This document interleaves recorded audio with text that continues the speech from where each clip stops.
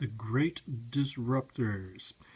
Dick Cheney, Donald Rumsfeld, Art Laffer laugh about how they disrupted the economy and forced everybody else into their monetary mindset. Bloomberg TV, December 2014. Take one. My name is Arthur Laffer. I'm an economist. I live in Nashville, Tennessee, and we're here in Washington, D.C. at the W Hotel.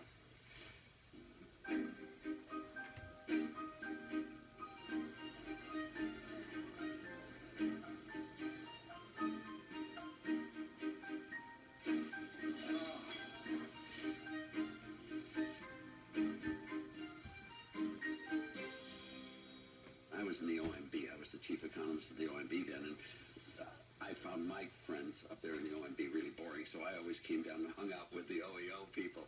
Bill Bradley was in that group, and Christine Todd Whitman and Jim Leach, I think interns, is that right? Yeah, interns, and it was just a fun group of people. Art Laffer, Dick Cheney, and I would have dinner from time to time, or lunch from time to time, or just have meetings in the White House from time to time. In 1974, we came to the Hotel Washington, to the Two Continents restaurant. That's where we sat down and talked about tax policy, and Art drew the Laffer curve.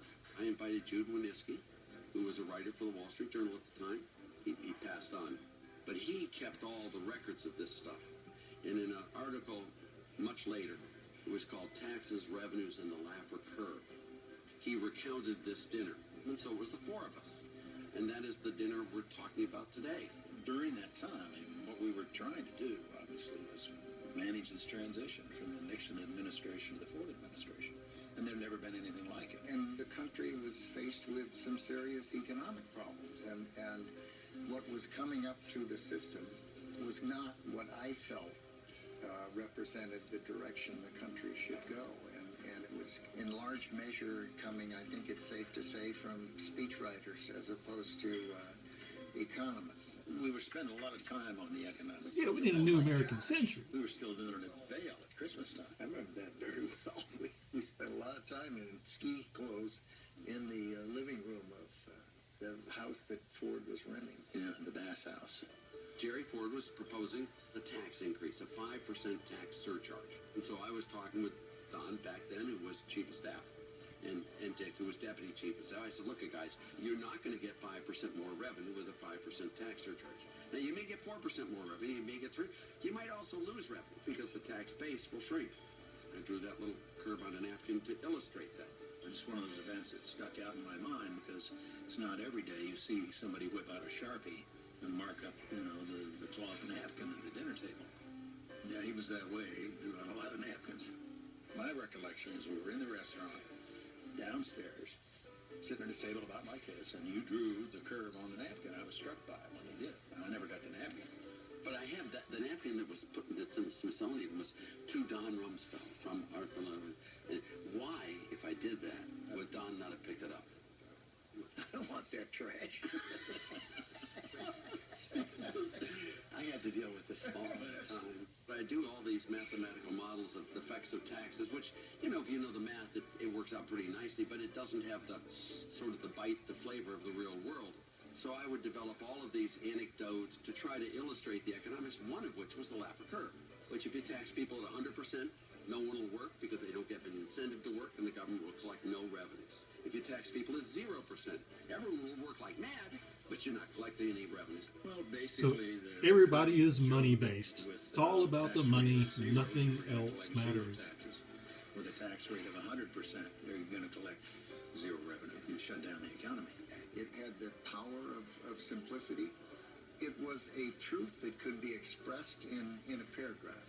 We each turned to each other and said, Arthur Laffer is absolutely brilliant. My memory's not perfect. I'm 82 years old. I could be wrong. There's a question for you. When did Reagan first see the Laffer curve?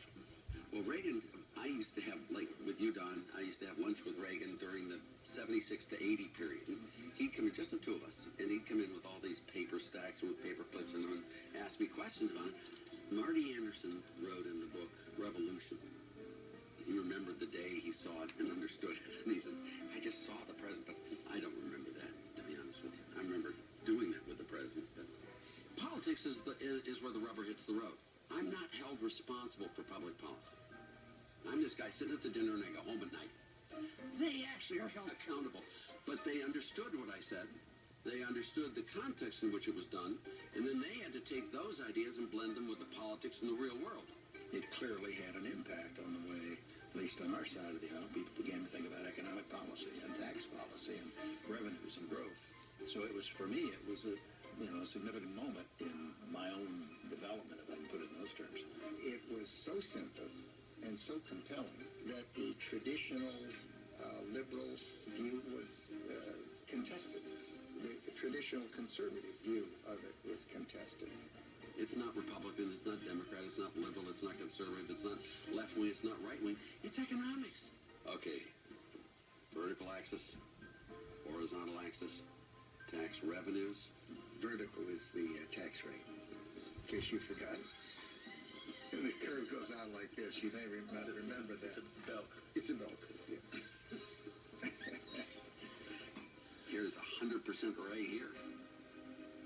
This is a zero. Where's Jude when we need him? Jude should be here, though. You know, it really is sad, because he made all of this stuff really happen. It was amazing. This time I'm going to make this to my friend, Dick Cheney. You got the first one, and you gave it away, Don.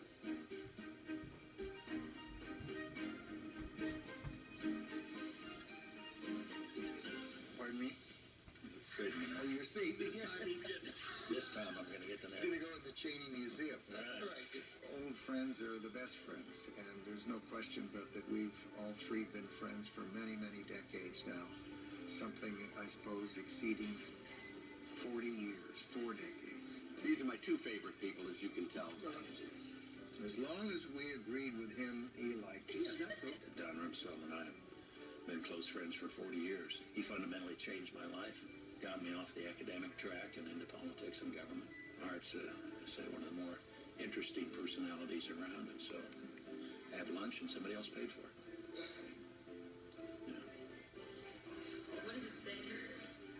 That's classified.